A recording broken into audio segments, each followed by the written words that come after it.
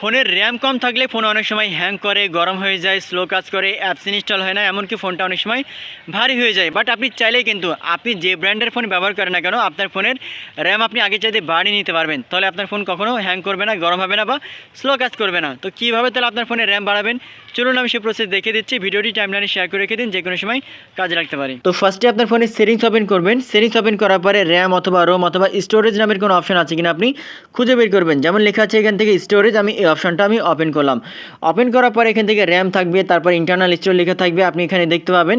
আমি কিন্তু এটা ইনফিনিক্স ফোন থেকে দেখাইছি, আপনারা অন্য ব্র্যান্ডের ফোন ব্যবহার করে থাকলে অন্য অপশনে থাকতে পারে। আপনি জাস্ট এই অপশনটা খুঁজে বের করবেন। তারপরে দেখতে পাবেন ছোট্ট করে লেখা থাকবে মেম ফিউশন, আপনি এই অপশনটা ওপেন করবেন। ওপেন করার পরে এখান থেকে দেখতে পাচ্ছেন কারেন্ট র্যাম স্পেস, অর্থাৎ আমার ফোনের র্যামটা হচ্ছে 2 GB। বাট আমি যদি এটা আরও ইনক্রিজ করতে চাই, বাড়াতে চাই, এখান থেকে মেম ফিউশন যে অপশনটা রয়েছে এটা অফ করা আছে, আমি এখানে ক্লিক করলাম। এখানে ক্লিক করা মাত্র নিচের দিকে দেখতে পাচ্ছেন লেখা আছে 0.5 GB এবং 1 GB এবং 2 GB, অর্থাৎ আমার ফোনের 2 GB ছাড়াও কিন্তু আমি এখান থেকে আরও এক্সট্রা আমি 2 GB র্যাম কিন্তু বাড়িয়ে নিতে পারবো। এর জন্য আপনিও কিন্তু এখান থেকে অপশন আসার পরে আপনি কত জিবি র্যাম বাড়াবেন এখান থেকে আপনি সিলেক্ট করবেন। তারপরে অ্যাক্টিভ লেখা থাকবে, আপনি অ্যাক্টিভে ক্লিক করবেন, তাহলে আপনার ফোনটা একবার রিস্টার্ট হবে, অর্থাৎ আপনার ফোনটা বন্ধ হয়ে চালু হবে। তারপরে দেখতে পাবেন যে আপনার ফোনের র্যামটা ইনক্রিজ হয়ে গেছে।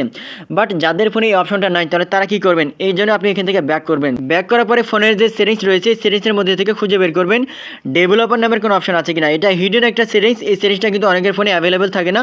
যদি না থাকে এই জন্য আপনি সার্চ বারে এসে সার্চ করবেন বিল্ড নাম্বার লিখে। তো দেখতে পাচ্ছেন বিল্ড লিখে সার্চ করার সাথে সাথে কিন্তু বিল্ড নাম্বার চলে আসছে। এখন এই অপশনে আপনি ক্লিক করবেন। এই অপশনে ক্লিক করার পরে নিচে দিকে দেখেন লেখা আছে আবার বিল্ড নাম্বার। আপনি বিল্ড নাম্বার এখান থেকে আপনাকে 7 থেকে 8 বার আপনাকে এখান থেকে ক্লিক করতে হবে। তাহলে আপনার ফোনে যদি কোনো লক দেওয়া থাকে এখান থেকে স্ক্রিন লকটা আপনি আনলক করে রাখবেন, তাহলে কিন্তু ডেভেলপার অপশনটা কিন্তু অন হয়ে গেছে। এখন এখান থেকে আপনি ব্যাক করবেন।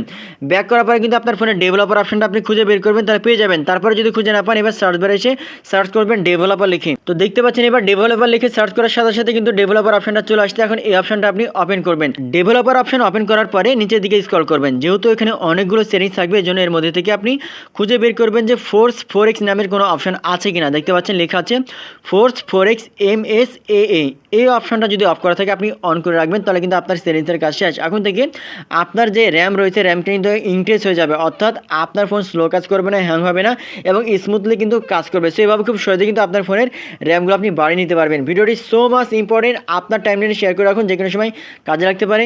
ধন্যবাদ।